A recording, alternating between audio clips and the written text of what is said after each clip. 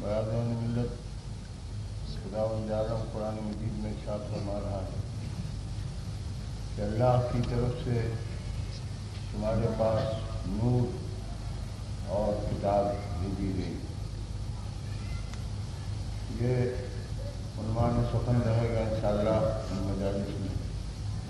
ہم سال بھر کے بعد ان مجالس میں ملتے ہیں، اور سال بھر میں دنیا آج کے دور میں نہ جانے کتنے انقلابات سے گزر جاتی ہے اور کتنے حالات میں تبدیلیاں پیدا ہو جاتی ہیں، اور اسی کے ساتھ ساتھ دین اور دین کی تبلیغ کا کارواں بھی آگے بڑھتا رہتا ہے، اس لیے کہ یہ اللہ کا وعدہ ہے۔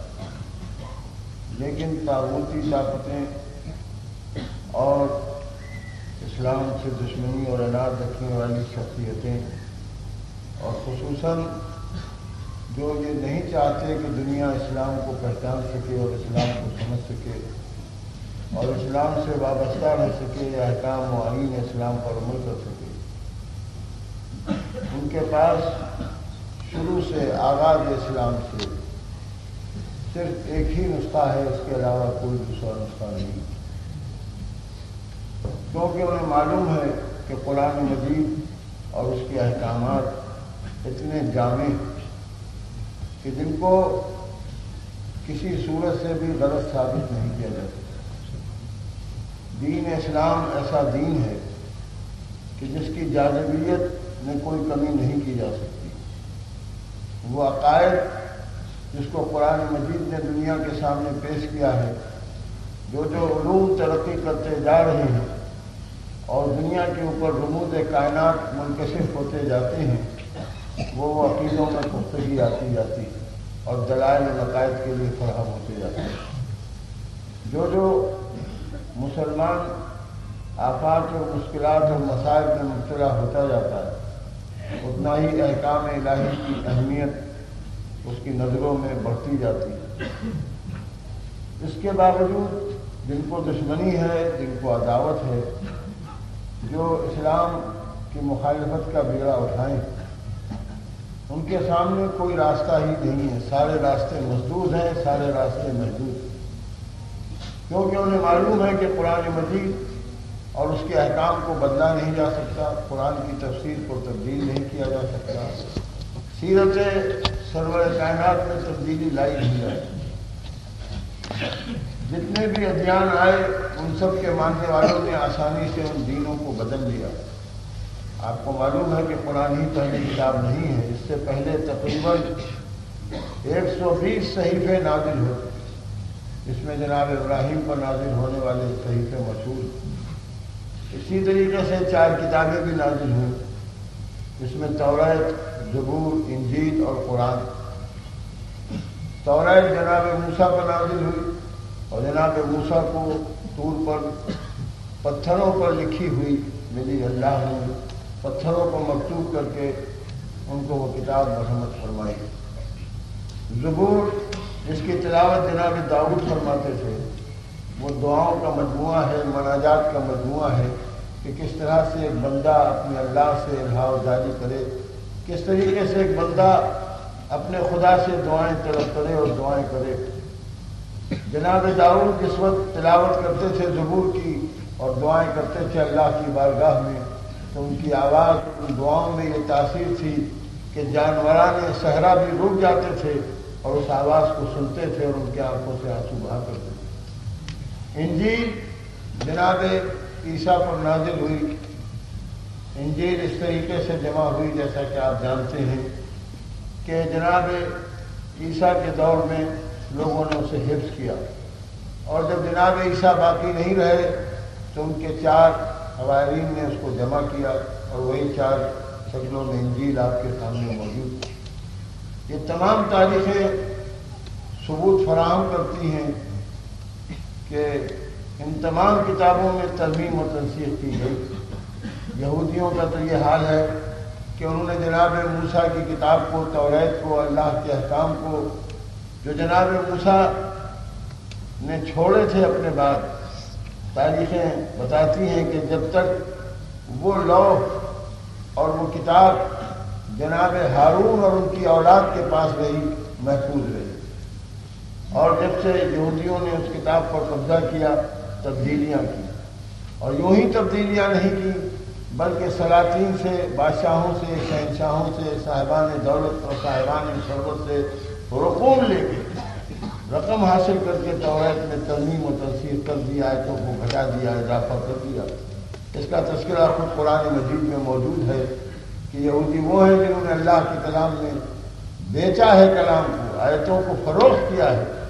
قرآن مجید میں اس کا تذکرہ اور بہت معمولی داموں پر بیچا ہے۔ اسی طریقے سے انجیل کو تبدیل کر لیا حوالین نے، توریت کو بدل ڈالا یہودیوں نے۔ کیا آپ سمجھتے ہیں وہ انسانی روایت جو ابتدا سے چلی آ رہی تھی وہ قرآن کے سلسلے میں نہ بڑھتی جاتی؟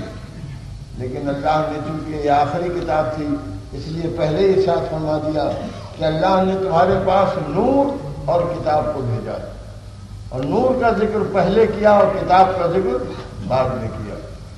اگر نور کے ساتھ یہ کتاب نہ آتی، خالی کتاب آتی، تو قرآن کا بھی وہی حشر ہوتا جو انجیل، توریت اور زبور کا حشر ہوا۔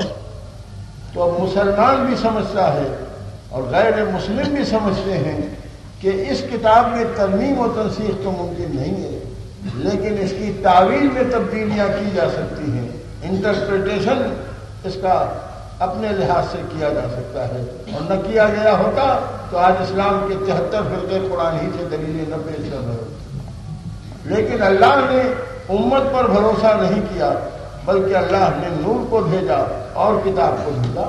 خود قرآن کی آیت میں نے آپ کے سامنے سرنامہ سے سمجھائی۔ لہذا وہ جانتے ہیں کہ جب تک مسلمانوں کی توجہ، مسلمانوں کی عقیدت، مسلمانوں کی نگاہوں سے نور کو چھپایا نہیں جائے گا، نور سے مسلمان کو علیحدہ نہیں کیا جائے گا، نور سے جب تک بے تعلق بنانے کی کوشش نہیں کی جائے گی، ہم قرآن مجید کے فلسفے کو اور اس کے احکام کو تبدیل نہیں کر سکتے۔ لہذا جو مشن چلتا ہے، جب چلتا ہے، جس دور میں چلتا ہے، آل محمد کے خلاف چلتا ہے۔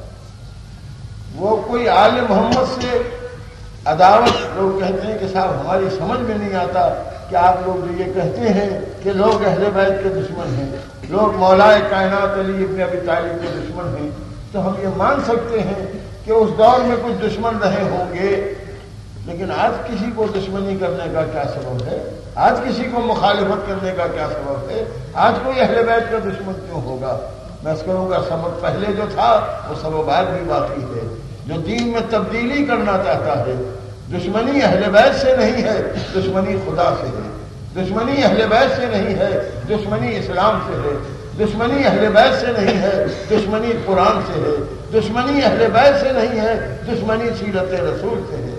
چونکہ اہل بیت ضامن ہیں خدا کی تصور کے برقرار رہنے کے، چونکہ اہل بیت ضامن ہے قرآن کی آیات کے تصور کے باقی رہنے کے، چونکہ اہل بیت ضامن ہے سیرت رسول کی حفاظت کے، اس لیے لامحالہ دشمنی اس سے ہو جاتی ہے جو حفاظت کا کام انجام دیتا ہے۔ چلو آواز بھیج دیجیے۔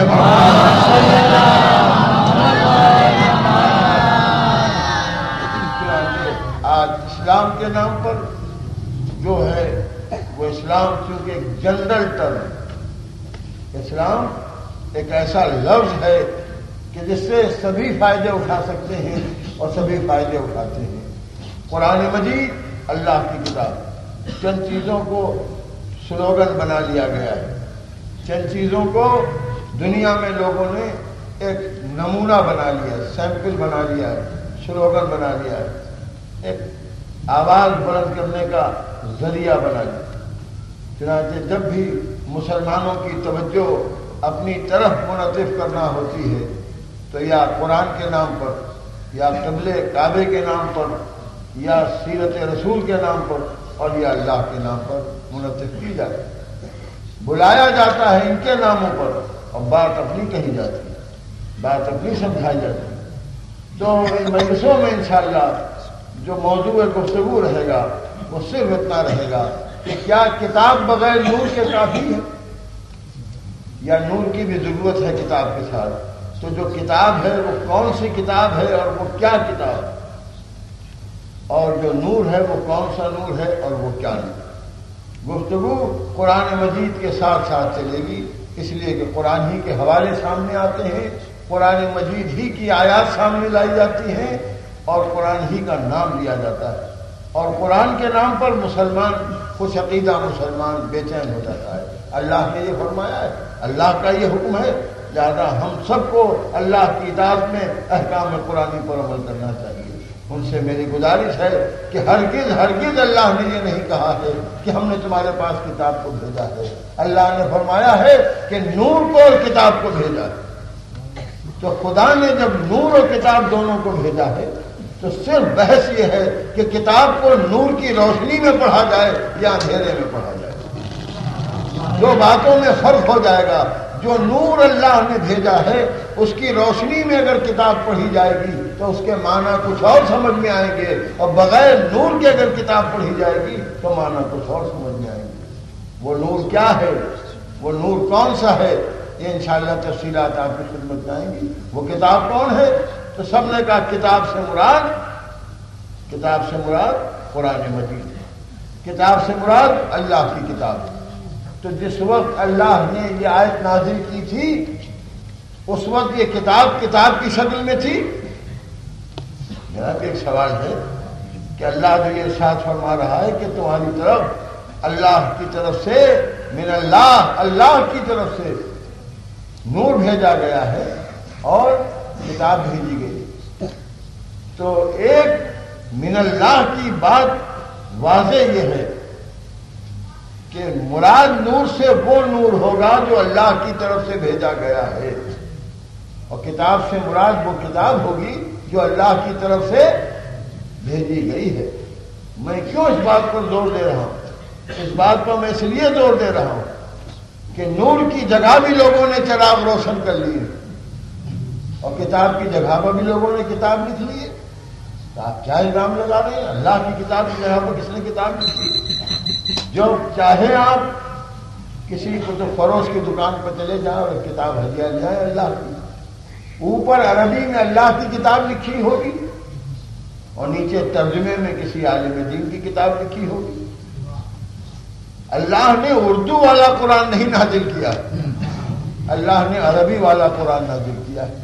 اسی لیے جس گھر سے آپ قرآن لیں گے عربی میں ایک نظر آئے گا، مگر اگر آپ دو نسخوں کو بھی قرآن کے ترجموں کو رکھیں گے تو ایک نظر نہیں آئے گا. یہ خود اس بات کی دلیل ہے کہ عربی میں قرآن ایک ہے، اردو میں قرآن ایک نہیں ہے. کتنے ترجمے ہیں؟ ترجموں کو آپ ترجموں سے ملا کے دیکھ لیجئے، کبھی آپ کو ایک ترجمہ دوسرے ترجمے سے ملتا جلتا نظر نہیں آئے گا. مفہوم چاہے ایک ہوگا لیکن لفظیں بدلی ہوں گی، ترجمے سے معنی بھی بدل جاتے ہیں. آپ دیکھیں چنانچہ اللہ نے کہا ہم نے تمہاری طرف کتاب کو بھیجا. تو ٹھیک ہے کتاب بھیجا، کون سی کتاب؟ قرآن مجید. جب قرآن مجید ہے تو جب آپ بازار میں جاتے ہیں اور آپ کہتے ہیں کہ ہمیں قرآن با ترجمہ چاہیے، میرا سوال یہ ہے کہ آپ کو با ترجمہ کیوں چاہیے؟ قرآن اللہ نے کتاب کو بھیجا تھا تو ہمیں کتاب پڑھنا ہے، ترجمے کی کیا ضرورت ہے؟ تو لوگ کہتے ہیں صاحب ٹھیک ہے قرآن کی عبارت پڑھنا بھی ثواب ہے لیکن قرآن کو سمجھنا چاہیے، قرآن کو سمجھنا چاہیے، سمجھ کے پڑھنا چاہیے. اگر آپ قرآن سمجھیں گے نہیں تو عمل کیا کریں گے؟ تو ہمیں قرآن سمجھنا چاہیے. تو سمجھنے کے لیے زبان سے واقفیت چاہیے. کیا ہر مسلمان کا یہ فرض نہیں تھا کہ وہ عربی سیکھتا صرف اس لیے کہ ہم مسلمان ہیں اور ہماری زندگی بسر کرنے کا قانون قرآن میں ہے اور قرآن عربی میں ہے؟ کیا وجہ ہے کہ جب ہندوستان میں مغلیہ سلطنت تھی اور سلاطین مغلیہ قوانین اور فرامین فارسی میں جاری کرتے تھے، توجہ چاہ رہا ہوں، تو کتنے لوگوں نے یہاں فارسی پڑھی تھی؟ آج تک وہ فارسی لفظیں عدالت کی زبان میں چلی آتی. مدعا علیہ، مدعی، بیان، اظہار، یہ کوئی نہ ہندی کے لفظ ہے نہ انگریزی کے لفظ، یہ سب قدیم لفظیں چلی آتی. جس کو بھی عدالت میں جانا تھا، جس کو بھی قانون کا فائدہ اٹھانا تھا، اسے فارسی پڑھنا پڑتا. اہل ہنود نے بھی فارسی پڑھی. جہاں جہاں ان کے دور سلطنت میں حضور سلطنت میں تھے. کیوں؟ جانتے تھے کہ جب قانون فارسی زبان میں ہے تو جب تک ہم زبان پر عبور نہیں حاصل کریں گے قانون ہمیں کیا سمجھ میں آئے گا. اس کے بعد مغلیہ سلطنت ختم ہوئی، انگریزوں کا قبضہ ہوا.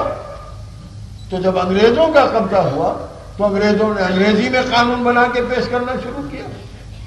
کیا ہندوستانیوں نے انگریزی نہیں پڑھی؟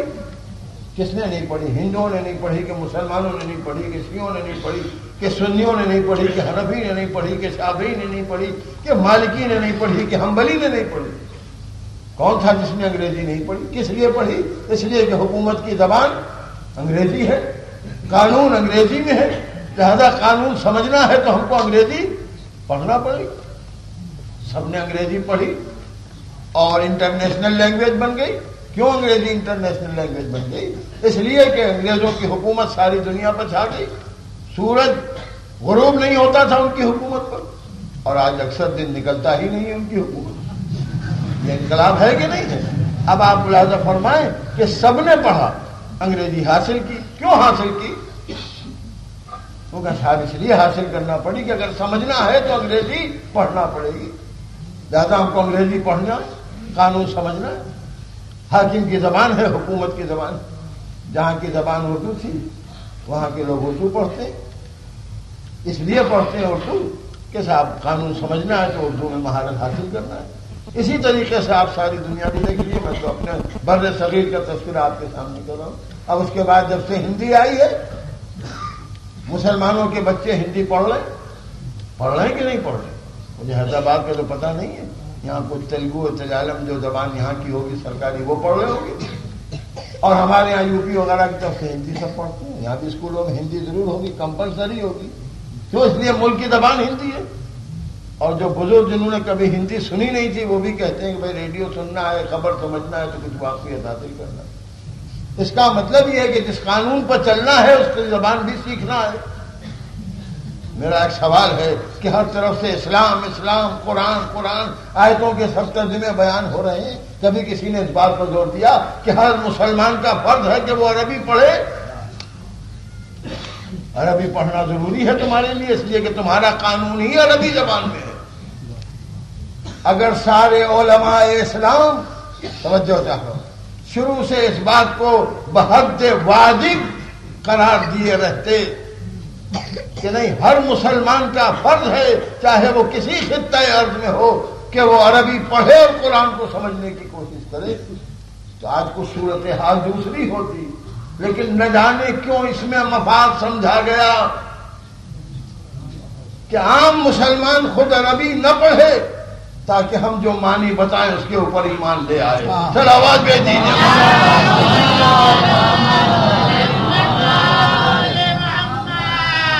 بتائیں اس بات پر کبھی بھی اتنا زور دیا گیا، اور آج یہاں تک نوبت پہنچی ہے کہ بعض ممالک میں یہ سوال اٹھتا ہے کہ صاحب ہم نماز عربی میں کیوں پڑھیں؟ آج کے نوجوان اور بچے پوچھتے ہیں یورپین کنٹریز میں، امریکہ وغیرہ میں، کہ صاحب ہم انگریزی میں پڑھیں نماز تو کیا حرج ہے؟ عربی میں پڑھتے ہیں، ہماری سمجھ ہی میں نہیں آتا کہ ہم پڑھ کیا رہے ہیں. خدا کے سامنے جا رہے ہیں اور ہمیں معلوم نہیں کہ ہم کہہ کیا رہے ہیں. تو جو کہلایا ہے وہ کہہ رہے ہیں، ہمیں معلوم نہیں کہ ہم کیا کریں. تو ہمارے خضوع کیسے پیدا ہو، خشوع کیسے پیدا ہو، بھائی توجہ ہی کیسے پیدا ہو جب سمجھ ہی میں نہیں آ رہا. ہم جو کہہ رہے ہیں وہ سمجھ میں نہیں آتا ہماری کہ ہم کیا کہہ رہے ہیں. لہٰذا ہم اپنی زبان میں پڑھیں تو علماء کہتے ہیں نہیں، نماز عربی ہی میں پڑھنا پڑے گی. تو نماز عربی میں پڑھنا پڑے گی. توجہ فرمائیے گا. اور عربی سے واقفیت ہوگی نہیں تو پھر جب ترجمے کی منزل آئے گی اور ہم خدا سے دعا کریں گے اہدنا الصراط المستقیم، ہمیں صراط مستقیم پر، ہمیں سمجھ نہیں آتا صراط مستقیم ہے کیا، اہدنا کیا ہے، اس کا ترجمہ کیا ہے. کوئی کہتا ہے باقی رکھ، کوئی کہتا ہے ہدایت فرما. تو اب بتائیے کہ جب ہم ترجمہ لینے جاتے ہیں قرآن مجید کا بازار میں تو ہمیں کہنا پڑتا ہے مترجم. کس کا ترجمہ ہے؟ اور اب وہ ترجمے کی بات بھی چھوٹ گئی ہے. اب تو سیدھی سیدھی زبان بولتے ہیں لوگ. نذیر احمد صاحب کا قرآن دے دیجیے، مولانا آزاد والا قرآن دے دیجیے. یہی تو کہا جاتا ہے. نہیں صاحب ہم کو مولانا آزاد کا قرآن چاہیے. ہمیں علامہ مودودی کا قرآن چاہیے، ہمیں شوکت علی فہمی صاحب کا قرآن چاہیے، ہمیں اطہر مرزا پوری کا قرآن چاہیے، ہمیں فرمان علی صاحب والا قرآن چاہیے، ہمیں مقبول احمد صاحب والا قرآن چاہیے۔ اب ذرا انصاف سے بتائیے، اگر کوئی کرسچن، کوئی یہودی، کوئی ہندو سنے تو وہ پریشان ہو جائے گا کہ اسلام میں کتنے کتنوں کے قرآن ہیں۔ صلوات بھیج دیجیے محمد۔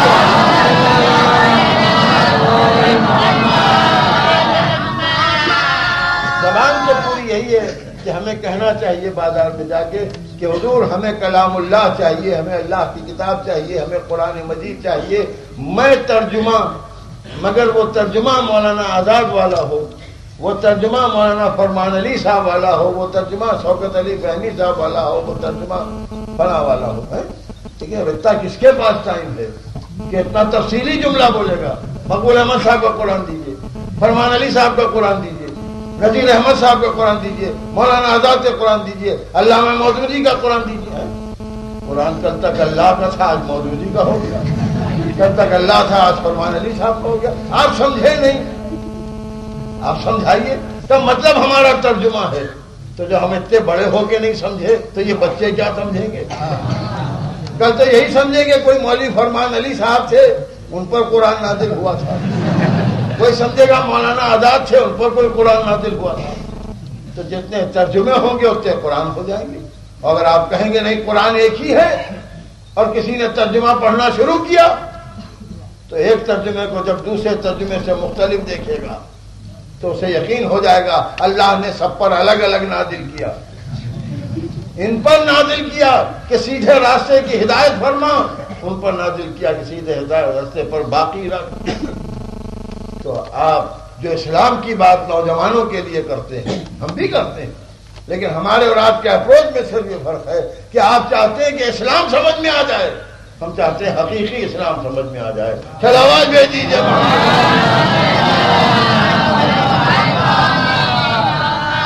مثال میں آپ کے سامنے تھا، ایک محاورہ آپ نے سنا ہوگا، بہت ہی اردو کا مشہور اور معروف محاورہ ہے، اندھے کے ہاتھ کی بٹیر۔ ایک محاورہ چلتا ہے اردو، بڑے بڑے ادیبوں نے اس کو سرچ کیا۔ جب اتفاق سے کسی کو کوئی چیز مل جاتی ہے اس وقت یہ محاورہ سرچ کیا تھا۔ ارے صاحب، انہوں نے کہا ارے تو اندھے کے ہاتھ کی بٹیر، جیسے اندھا ٹٹولتا۔ ایک اندھا تھا، وہ ٹٹول رہا تھا، کوئی مٹی کا ڈھیلا اٹھانے کے لیے اس کے ہاتھ میں بٹیر آ گئی، جو کہا تو بڑا شکاری، اس نے بٹیر پکڑ لی، آنکھیں نہ رکھتے ہوئے یہ اتفاق ہے کہ بٹیر ہاتھ میں آ گئی، تو وہ مسل ہو گئی اندھے کے ہاتھ کی بٹیر۔ بغیر نور کے جو لوگ کتاب میں ٹٹول رہے ہیں، تو میں ان سارے ترجموں کو اندھے کی ہاتھ کی بٹیر کہتا ہوں، اسلام نہیں کہتا۔ چل آواز بھیج دیجیے۔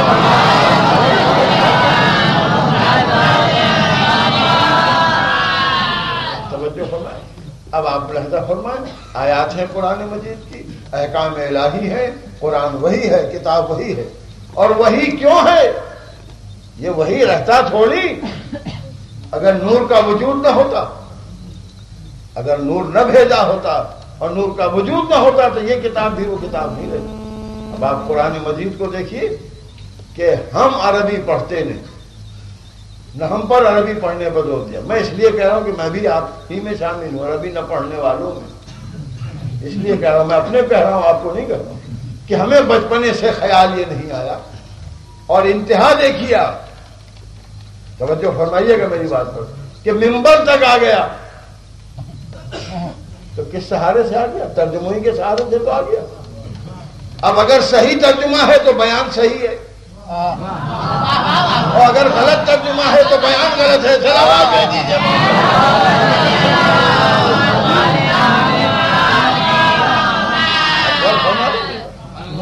تو اگر قانون کا ترجمہ صحیح معلوم ہے تو بحث صحیح ہوگی، بحث صحیح ہوگی تو فیصلہ آپ کے حق میں ہوگا۔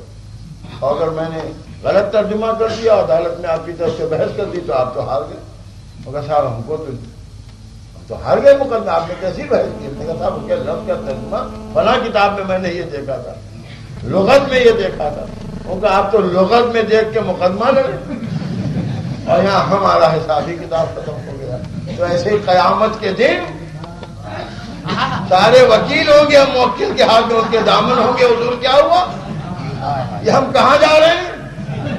کہ بھائی ترجمہ غلط ہو گیا.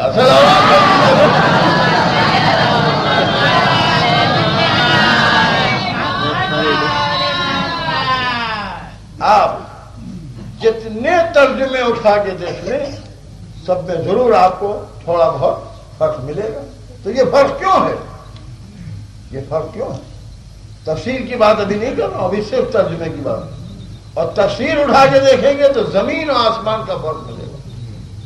اسلام میں جتنے فرقے ہیں اور جتنے علماء اسلام ہیں، چاہے وہ کتاب لکھیں، چاہے وہ منبر سے تقریر کریں، چاہے وہ خطبہ ارشاد فرمائیں، جو کچھ کہے گا، جو کہے گا قرآن ہی سے کہے گا.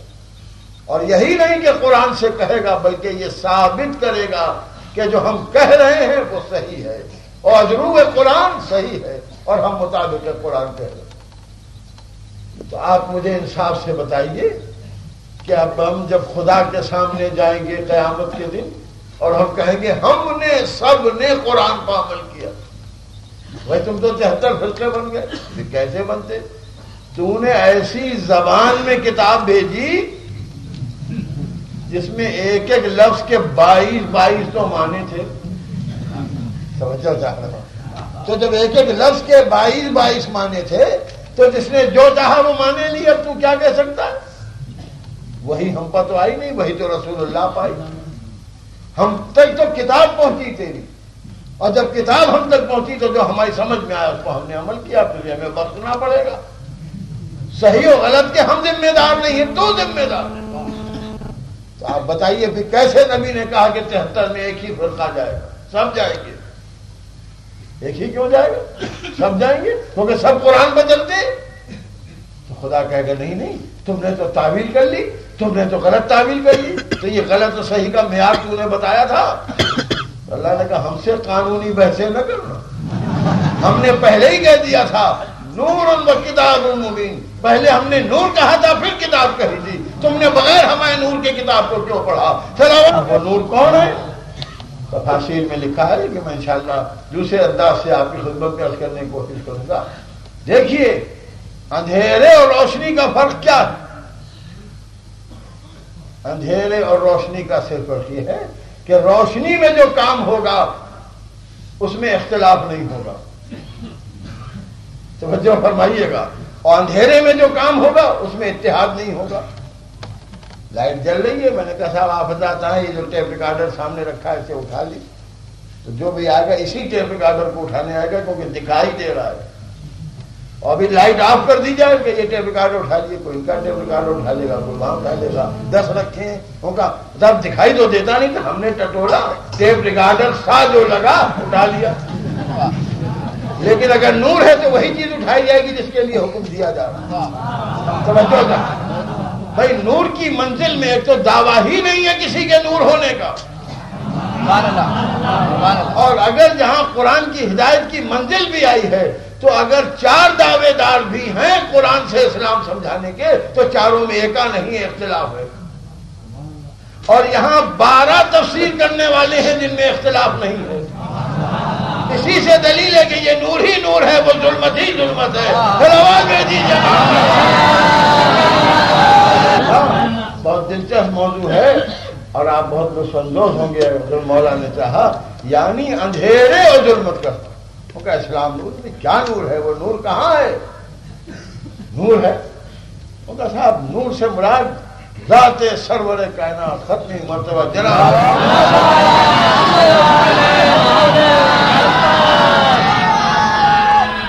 اس سے مراد یہ ہے. کیا مراد؟ تو اس سے مراد یہ ہے کہ ہم نے نور بھیجا اور کتاب بھیجی. تو نور سے مراد پیغمبر اسلام. اور چونکہ حضور پہلے آئے کتاب بعد میں آئی لہذا نور کا ذکر پہلے ہے اور کتاب کا ذکر بعد میں ہے. چونکہ نور کو پہلے خلق فرمایا کتاب کو بعد میں خلق فرمایا لہذا نور کا ذکر پہلے ہے کتاب کا ذکر بعد میں ہے. چلیے مان لیا. تو 2 چیزیں بھیجی نا، ایک نور اور ایک کتاب. تسلیم.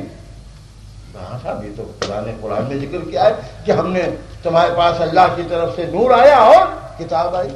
تو دو چیزیں آئی نا، نور اور کتاب. توجہ تھا، نور اور کتاب. نور سے مراد سرور کائنات ختمی مرتبہ طے ہے. صاحب بالکل طے ہے. سب نے یہی تفسیروں میں لکھا ہے کہ نور سے مراد ذات پیغمبر اسلام ہے اور کتاب سے مراد قرآن مجید ہے. طے ہے. پھر سوچ لیجئے کہیں ایسا نہ ہو کہ معاملہ ہی پلٹ جائے. توراۃ و زبور تو نہیں ہوتا، نہیں، قرآن مراد ہے اور نور سے پیغمبر اسلام مراد. پھر جو یہ تاریخ میں ہے کہ ہمیں کتاب کافی ہے، صلوات بھیج دیجیے محمد.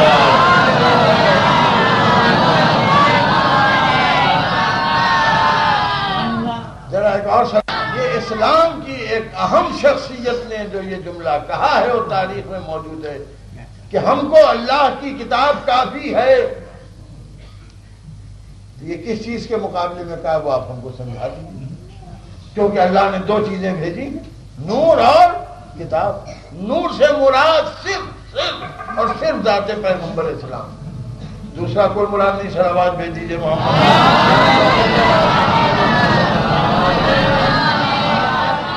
تو نور سے مراد صرف پیغمبر اسلام اور کتاب سے مراد قرآن مجید. تو یہ بات تو جب کہنا چاہیے تھی کہ جب یہ آیت نازل ہوئی تھی. جس وقت یہ آیت نازل ہوئی تھی کہ ہم نے اللہ کی طرف سے تمہارے پاس نور آیا اور کتاب آئی. تب کیوں کسی نے نہیں کہا کہ ہمیں نور نہیں چاہیے، کتاب کافی ہے؟ وہ کہا نہیں، اس وقت نہیں کہا گیا. پھر کب کہا گیا؟ کب وفات کے پیغمبر سے پہلے.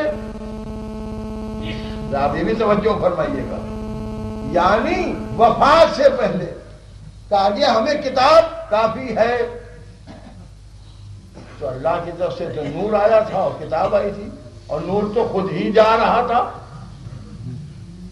نور نے اپنی واپسی کے وقت تو کہا تھا، کافی کہنے کی ضرورت کیا تھی؟ وہاں تو کتاب ہی کتاب رہی جا رہی تھی.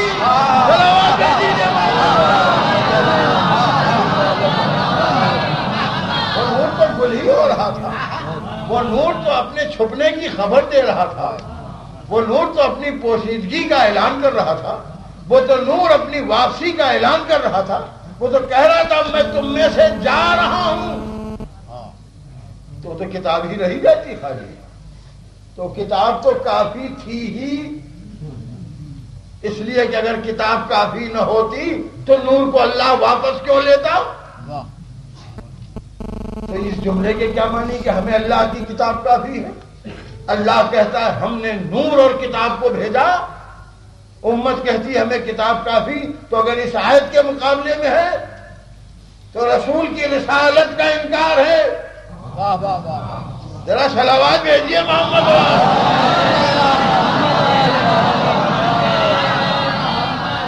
یہ معاملہ آج تک مسلمان کی سمجھ میں کیوں نہ آ سکا، اس کا سب سے بڑا راز یہ ہے کہ ہر جگہ اہل بیت کی منزل میں لا کے معاملے کو پیش کر دیا جاتا ہے.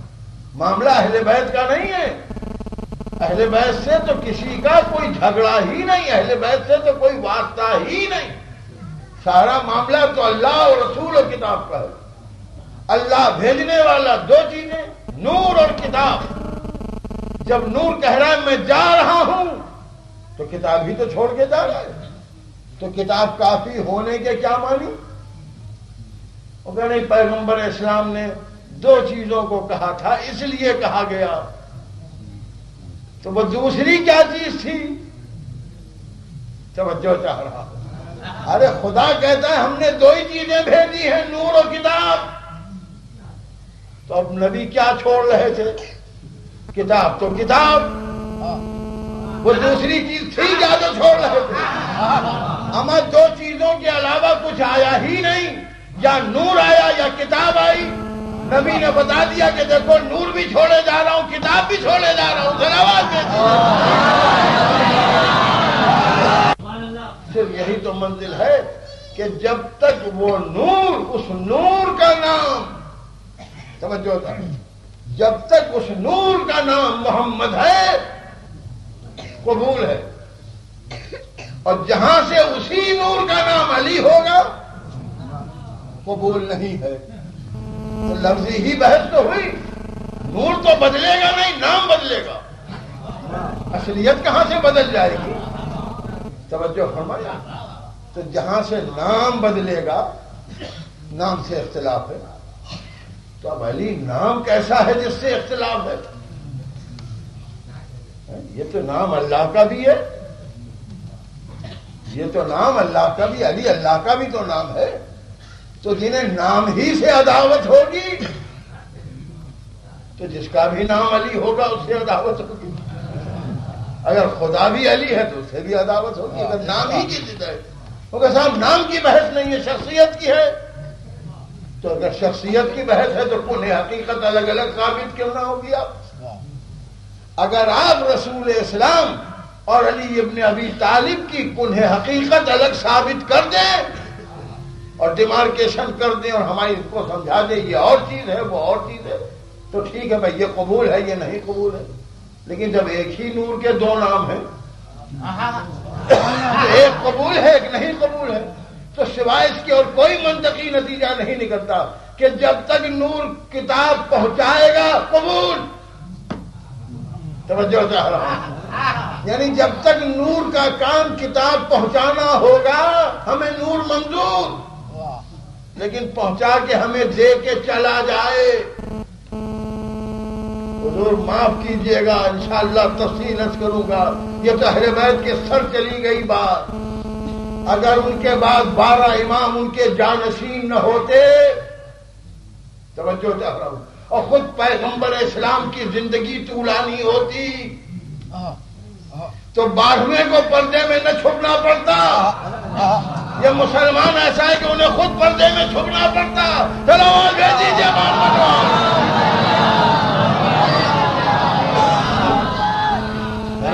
میری منزل ابھی آگے۔ اگر رسول اللہ اور زندہ رہ جاتے تو علی کے گلے میں رسی نہ بنتی، یہ رسی نبی ہی کے گلے میں بنتی۔ اگر رسول اور زندہ رہتے تو علی کے گھر کا دروازہ نہیں گرایا جاتا، نبی ہی کے گھر کا دروازہ گرایا جاتا۔ اگر اور زندہ رہتے تو یہ نہروان اور یہ صفین اور یہ جمل علی سے نہ ہوتی، نبی ہی سے ہوتی۔ انتظار ہے کہ چلے جائیں گے چلے جائیں گے، امید پر دنیا قائم ہے، اور جب لوگ دیکھتے کہ جاتے ہی نہیں کسی طرح سے، وہ جو زہر شام سے امام حسن کے لیے آیا، امام حسن کے لیے نہ آتا، توجہ چاہ رہا ہوں، رسول اللہ کے لیے آتا۔ یہ جو کربلا کا واقعہ امام حسین کے ساتھ پیش آیا، اگر یہ نور ان ناموں سے نہ ہوتا، وہی نام باقی رہتا اور وہی باقی رہتے، تو یزید کیا رسول اللہ کو چھوڑ دیتا؟ یہ تو ایسی بات کہہ رہے، ہم کہہ نہیں رہے۔ اور آج کے مسلمانوں کا کیا حال ہے؟ کیا چھوڑ دیا رسول اللہ کو؟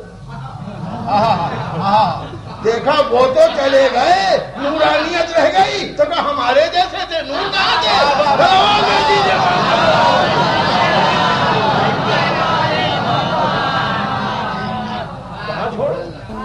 کہاں چھوڑا آپ بتائیے؟ آج سیرت پر حملہ ہے، صورت پر حملہ ہے، پیغمبر اسلام کے کردار کشی کی جا رہی ہے، اس لیے کہ وہ جس میں اثر نصیب نہیں ہے۔ نہیں دلیل دوں گا، بغیر دلیل کوئی بات نہیں۔ اس نبی کا مدینے میں کیا حال ہوتا؟ کیا کوئی جاتا حج کرنے تو مل سکتا تھا نبی؟ وہ تو چوتھے امام قید رہے، ساتویں امام قید رہے، ائمہ قید رہے۔ یہ تو کہیے اللہ کی مصلحت تھی، انہیں بلا لیا اور انہیں جیسے دوسروں کو یہ بچائیں گے دین کو، ان کا کام ہے۔ اگر نور کو نہ بانٹتا تو حصوں میں توجہ چاہ رہا ہو، اگر وہ نور کو دو نہ کرتا، ایک ہی رکھتا، اس کی مصلحت، تو وہی نور ان تمام منزلوں سے گزرتا جو 12 نور گزرے، ذرہ برابر فرق نہیں ہوتا۔ آپ کے جناب دیکھیے، علی کی اور بات تھی، حسن حسین کی اور بات تھی، اچھا اور بات، اب وہ شروع سے کہہ رہے کہ ہم نے کہا پہلا بھی محمد، اوسط بھی محمد، آخر بھی محمد، سب محمد۔ یہ کیوں کہا تھا؟ یہ اسی لیے کہا تھا ان کے ساتھ جو سلوک کرے سمجھ لینا وہی سلوک محمد کے ساتھ ہوتا. صلوات دے دیجیے. خدا کی مسلمانوں، حج کے لیے جاتے تم، لیکن کیا مجال تھی کہ رسول اللہ کے گھر پر جانا نصیب ہو جاتا، اور جاتے تو زیارت نصیب ہو جاتی، اور جاتے تو 10 بوسی نصیب ہو جاتی. کہیں صاحب یہ بات کی بڑی جاتی ہے کہ رسول اللہ اگر زندہ ہوتے اور مدینے میں تشریف رکھتے ہوتے اور ساری دنیا سے مسلمان جاتا تو یہ حکومتیں جو ہیں وہ ان کو ملنے نہ دیتی رسول سے. ارے بھائی جناب والا، وہ زندہ ہوتے تو یہ ہوتا، زندہ نہیں ہے، قبر ہے. قبر سے نہ بولیں گے، نہ بات کریں گے، نہ صحیح اسلام بتائیں گے، تب تو یہ حال ہے کہ کٹہرا ہے، پردہ لگا ہے، قفل پڑا ہے، پہرے دار کھڑا مار رہا ہے. اب قبر کے پاس جانے میں تو اتنا پٹتے ہو، اور نبی ہوتے تو نہ جانے تمہارا کیا حشر بنایا جاتا. ہوتے کہ نہیں ہوتے؟ بھائی آپ قبر سے آثار دیکھ لیجیے. تو حضور یہ ظلم اس کے اسباب ہیں. اللہ نے جب صاف فرمایا کہ ہم نے نور اور کتاب کو بھیجا تو وہ جانتا تھا کہ ہماری کتاب کا کیا حاصل ہوگا جو پچھلی کتابوں کا ہوا. انجیل بدل گئی، توریت بدل گئی، زبور بدل گئی، قرآن بھی بدل جاتا. لہذا کہا نہیں، ہم نے نور اور کتاب اللہ کی طرف. اب کریں کیا؟ نور بنانے میں دیر کتنی لگتی تھی، لیکن وہاں من اللہ لگا دیا. توجہ چاہ رہا، قرآن بنانے میں دیر کتنی لگتی، من اللہ لگا دیا. اللہ کی طرف سے، اللہ کی طرف سے. چونکہ قرآن اللہ کی طرف سے آیا لہذا قرآن کو نہ بدل پائے، تو نور بھی اللہ کی طرف سے آیا تو نور کو بدل نہ پائے. تو جو چیز بدل نہیں سکتے اس کو مٹانے کی کوشش کرتے ہیں. آج کی بات نہیں ہے، تاریخ میں ہے کہ قرآن مجید پر تیر چلائے گئے. قرآن مجید پر تیر چلائے گئے. قرآن تو صامت ہے، خاموش ہے. قرآن کو لٹکا کے تیروں سے کیوں پردے کیا گیا؟ ہاں صاحب وہ کافر تھے. سبحان اللہ، اشہد ان لا الہ الا اللہ کہنے والے کافر، اشہد ان محمد رسول اللہ کہنے والے کافر. جی بھائی صاحب، ارے وہ تو پرانی باتیں ہو گئی. آپ ہندوستان میں تحقیق کر لیں تو یہاں بھی کہیں اگر مسلمانوں میں آپس میں جھگڑا ہوتا ہے تو کلمہ کو اب بھی قرآن جلا دیتے ہیں. تحقیق کیجئے گا آپ میری بات پر، نہیں بعد میں ملیے گا میں آپ کو ثبوت دے دوں گا. قرآن جلا دو، جلایا ہے قرآن. آپ نے کہا جی ہاں، یہ کلمہ پڑھنے والا قرآن کیسے جلائے گا؟ ارے صاحب جلایا ہے، آنکھوں کے سامنے جلایا ہے. توجہ چاہتا ہوں، یہ کون سی بات ہے کہ نہیں جلاتا؟ وہاں تیر سے صاحب یہ سمجھ میں نہیں آتا کہ کلمہ گو اور قرآن جلائے گا، کلمہ گو اور قرآن پر تیر چلائے گا، سمجھ میں نہیں آتا. فیکٹ ہے، ہسٹوریکل فیکٹ. اب میں ایک بات کہوں گا کہ آج تک آپ کو تاریخ سے ایک واقعہ نہ ملے گا کہ کسی اس کلمہ گو نے قرآن کی کسی طرح اہانت کی ہو جو وہ کلمہ پڑھتا ہے جو میں پڑھنے جا رہا ہوں. بسم اللہ الرحمن الرحیم، اشہد ان لا الہ الا اللہ، اشہد ان محمد رسول اللہ، اشہد ان علی ولی اللہ. توجہ فرمائیے گا، کبھی علی ولی اللہ کہنے والے نے نہ کعبے کی اہانت کی ہے، سبحان اللہ، توجہ چاہ رہا ہوں، اور نہ کبھی قبلے کی اہانت کی ہے، نہ قرآن کی اہانت کی ہے، نہ رسول کی اہانت کی. ایک نیا رخ پیش کر رہا ہوں، یعنی کلمے میں علی ولی اللہ، علی کی حفاظت نہیں کر رہا ہے، نبی کی نبوت بچا رہا ہے، قرآن بچا رہا ہے، سیرت بچا رہا ہے. سلوات دے دیجیے. آپ تاریخ سے لا کے نہیں دے سکتے. فسادات بھی ہوئے ہیں، جھگڑے بھی ہوئے ہیں، حالات بھی ہوئے ہیں، نزاع بھی ہوئے ہیں، لیکن کبھی بتا دیجئے علی ولی اللہ کہنے والے نے، علی کو اللہ کا ولی ماننے والے نے، اور پیغمبر کے بعد علی کو نور تسلیم کرنے والے نے کبھی اہانت کی؟ یہ جتنی تاریخ میں احانت قرآن ملے گی، احانت کعبہ ملے گی، احانت مسجد ملے گی، انہی سے ملے گی جنہوں نے خالی کتاب کو اپنا لیا اور نور کو چھوڑ دیا۔ کیا آپ سمجھتے ہیں کہ دنیا میں کم کوشش ہوئی ہے رسول اللہ کا نام نکالنے کی؟ اور آج بھی کیا آپ سمجھتے ہیں کوشش نہیں ہو رہی ہے؟ کبھی کبھی ایسی بات ہوتی ہے، فرض کیجئے میں آپ کو خدا نہ خواستہ کافر بنانا چاہوں، میں آپ کو مشرک بنانا چاہوں، میرا مشن یہ ہو کہ آپ کافر ہو جائے، میرا مشن یہ ہو کہ آپ مشرک ہو جائے، میرا مشن یہ ہو کہ آپ خدا کے خلاف ہو جائے، رسول اللہ کے خلاف ہو جائے، تو کیا میں ممبر سے اعلان بھی کروں گا کہ چونکہ میں مشرک ہو گیا ہوں دادا اب کی سال 10 مجلسیں صرف پڑھوں گا تاکہ سارے مومنین مشرک ہو جائیں؟ کل سے کون دکھائی دے گا؟ اور کوئی دکھائی نہ دکھائی دے میں کہاں دکھائی دوں گا؟ کم وقت کو اپنی زبان سے کہہ رہا ہے وہ مشرک ہو گئے ممبر میں بیٹھے گا، کافر ہو گئے ممبر میں بیٹھے گا۔ توجہ چاہتا ہوں، تو اگر مجھے مشرک اور کافر یا منافق بنانا ہوگا تو بات تو ایمان ہی کی کرتا رہوں گا۔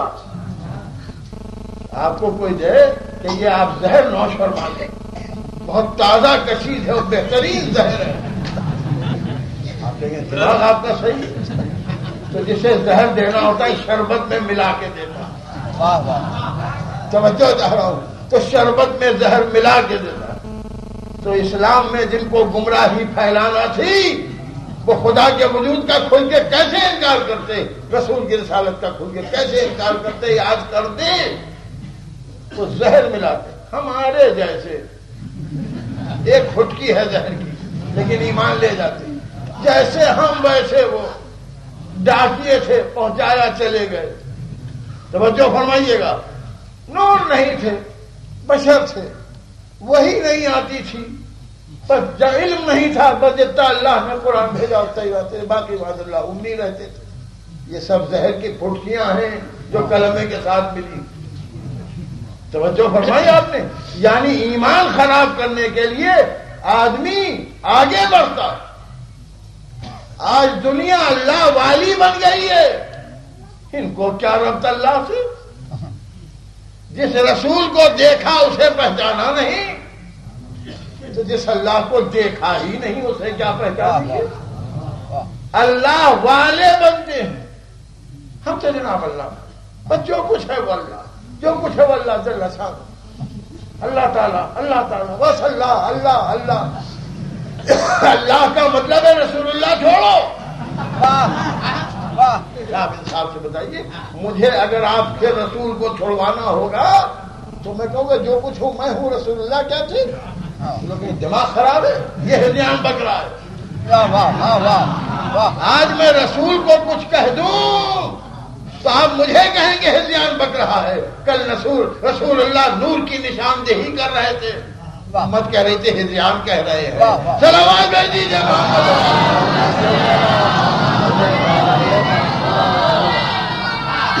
آپ انشاءاللہ سماعت فرمائیں گے کہ بغیر نور کے کتاب سمجھ میں نہیں آ سکتی، اور وہ کتاب ہی نہیں ہے جو بغیر نور پڑھی جائے، بغیر نور سمجھی جائے۔ ان کا صاحب اللہ ہے، رسول سے ہٹانا ہے تو اللہ والے۔ کل دنیا رسول اللہ والی بنی تھی کیونکہ اہل بیت سے ہٹانا تھا، لہذا رسول۔ آج جو بھی تحریک چلتی ہے اس میں نہ جانے کیوں سانس ٹوٹتی ہے آ کے اہل بیت پر۔ کیوں ٹوٹتی؟ یہ مجبوری ہے۔ جب بھی آدمی مخالفت خدا اور رسول کو اٹھے گا، جب بھی آدمی نور کی مخالفت کو اٹھے گا، بغیر آل محمد کی مخالفت کی رہ ہی نہیں سکتی۔ اگر آل محمد کی طرفداری ہے تو نہ رسول چھوڑ سکتا ہے، نہ اللہ چھوڑ سکتا ہے، نہ ایمان چھوڑ سکتا ہے۔ وہ نور کیا تھا؟ وہ نور وہ ہے کہ جس کو دوسروں نے دیکھا، راستے میں دیکھا۔ میں پیغمبر کا ذکر نہیں کر رہا ہوں، میں مولا کائنات کا تذکرہ نہیں کر رہا ہوں، میں شہزادی کونین کا ذکر نہیں کر رہا ہوں۔ میں تو آپ سے صرف اتنا کہتا ہوں کہ صرف مدینے سے مکے اور مکے سے کربلا تک کتنی بار کتنوں نے نور دیکھا؟ حر کے رسالے نے بھی نور دیکھا تھا، کانپ کے اس نے کہا تھا مولا آپ جا نہیں سکتے، لجا میں فرش پر ہاتھ ڈالا تھا تو امام نے فرمایا تھا تیری ماں تیرے ماتم میں بیٹھی، یہ بہت بڑی بات تھی عرب نے۔ تو کیا جواب دیا تھا آپ نے؟ فرزند رسول عرب کی کوئی شخصیت مجھ سے یہ کہتی تو میں پلٹ کے انہی لفظوں میں جواب دوں، مگر آپ کی مادر گرامی وہ ہیں کہ جن پر سوائے درود و سلام کے کچھ کہا ہی نہیں جا سکتا۔ اسے میں حضور ہر سال دلیل بناتا ہوں کہ عقیدے و عمل کا فرق دیکھیے، فر کا عمل خراب تھا، عقیدہ صحیح تھا، یعنی پنجتن کو اپنے سے بہتر سمجھتا، ان پر درود و سلام کا قائل تھا، دنیا میں پڑھ کے حکومت کے شوق میں پڑھ کے گرفتار کرنے آ گیا، لیکن اندر سے جانتا تھا یہ کون ہے، ان کی مادر گرامی کون ہے۔ لوگ کہتے ہیں ہر یوں آیا یوں آیا، میں سمجھتا ہوں یہی جملہ ہر کو لے کے آیا، کیونکہ جس کے نظر میں عظمت ہوگی اہل بیت کی، جو احترام اہل بیت کرے گا وہ کبھی دوزخ جا نہیں سکتا، اور عمل سیدھا جہنم لیے جا رہا تھا، اور عقیدہ یہ تھا کہ آپ کی مادر گرامی کا سوائے درود و سلام کے کچھ نہیں کہا جاتا۔ یہ اس ماحول میں ہر نے کہا ہے، اب انشاءاللہ موازنہ بعد میں ہوگا کہ مدینے والے جس دروازے پر آگ کی لکڑی لے آئے تو وہ کیا سمجھتے تھے؟ ہر خیر نظریہ کاٹے نہیں، اور 50 برس کے بعد ہر یہ کہہ رہا ہے کہ میں کچھ نہیں کہہ سکتا، میں کچھ نہیں کہہ سکتا، اس لیے کہ آپ کے مادر گرامی کا مرتبہ بہت بڑا، ماں برا ہے اس سے کہ میں کوئی گستاخی نہیں کروں، تو یہی معبود کو پسند آ گیا، اور اس نے کہا تو کہاں جا رہا ہے؟ جس کے دل میں اہل بیت کا احترام ہوگا اس کا عمل کتنا ہی کیوں نہ بگڑ جائے مگر نجات ہو کے رہے گی، اب انتظام اس کے ہاتھ۔ کب آیا؟ صبح عاشور آیا اور شب عاشور رات بھر ٹہلتا رہا۔ مجھے کہنے دیجئے تمام تاریخیں شاہد ہیں کہ اگر ایک شب کی مہلت امام نہ مانگے تو 9 محرم ہی کو شہادت ہو جاتی۔ یہ ایک رات ہر کے لیے مانگی گئی تھی، ہر کو موقع دیا گیا تھا، اور کسے مہلت دی گئی تھی؟ مہلت کا فائدہ کس نے اٹھایا؟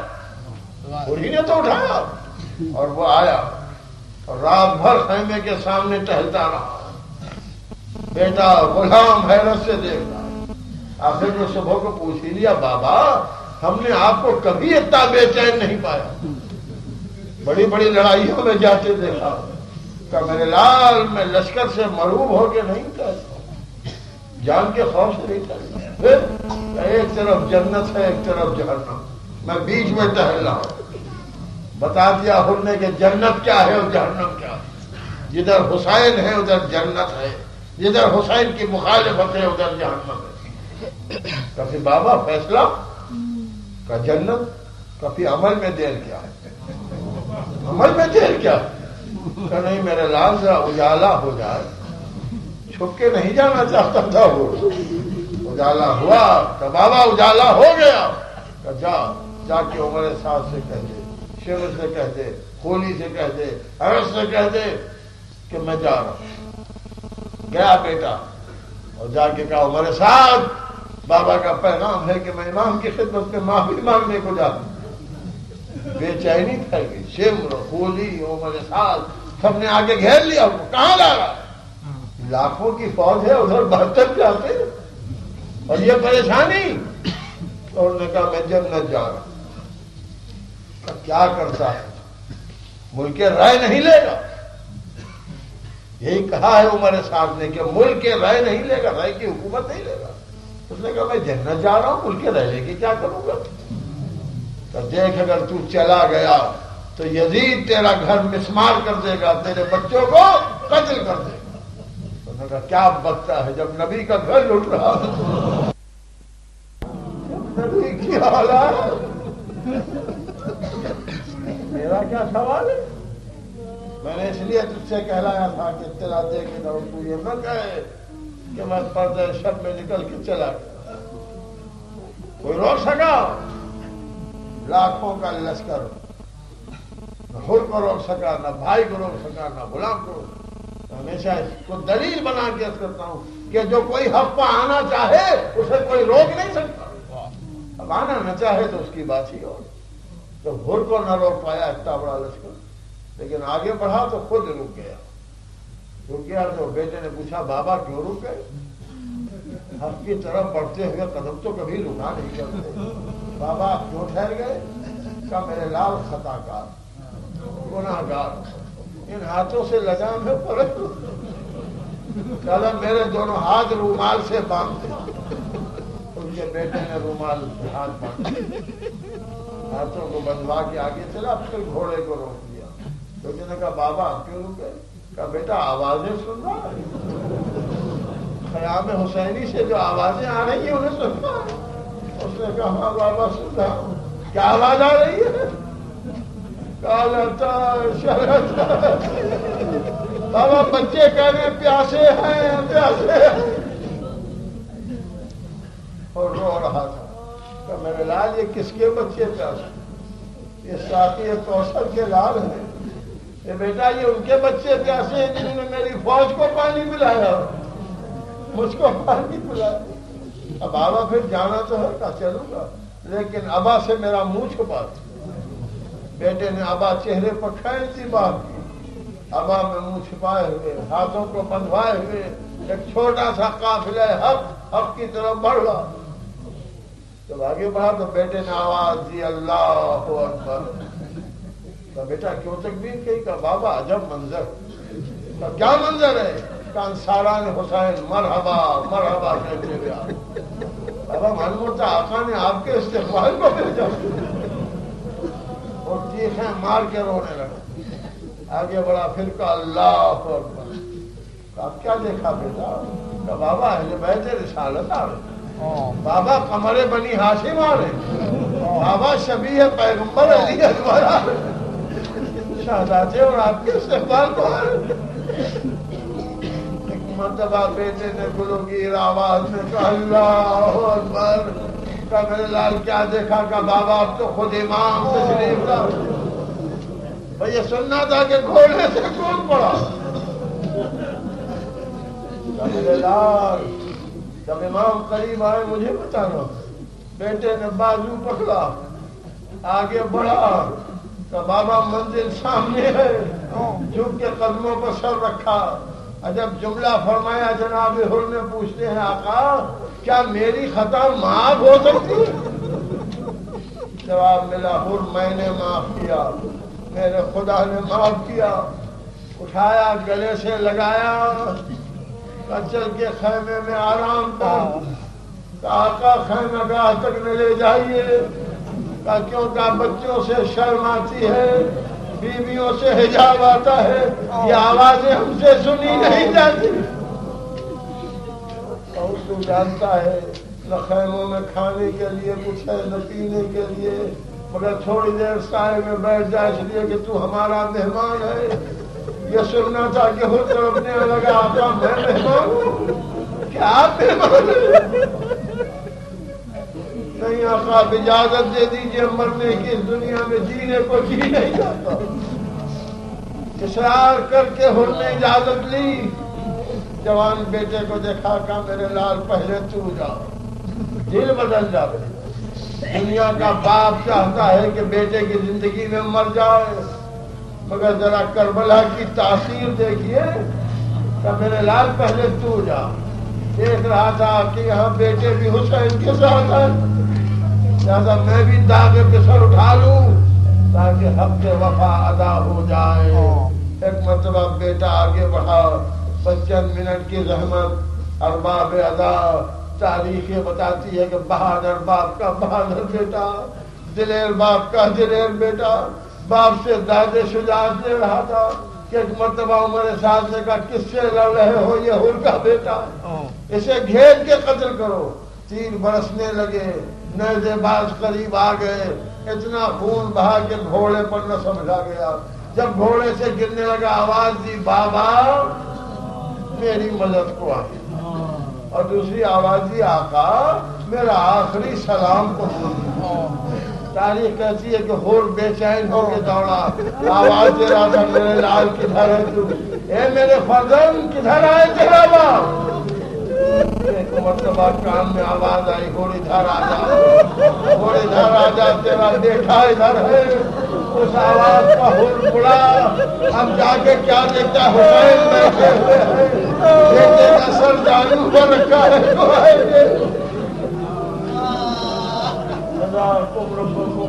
خدا آپ کو کسی غم میں نہ لائے سوائے غم اہل بیت کے آخری جملہ سننا اور میں مجلس کو تمام کروں۔ ایک مرتبہ گھوڑے سے کودا، بیٹے کا غم بھولا، کہا آقا آپ نے کیوں تکلیف کی؟ اے آقا آپ 3 دن کے پیاسے ہیں، آپ نے کیوں زحمت کی؟ جواب سنیں گے آپ۔ امام نے فرمایا کیا کہا؟ اور میں نہ آتا تو کیا تجھے جوان کی اے آقا ہو کو تو یہ جواب دیا، اگر جب علی اکبر نے سلام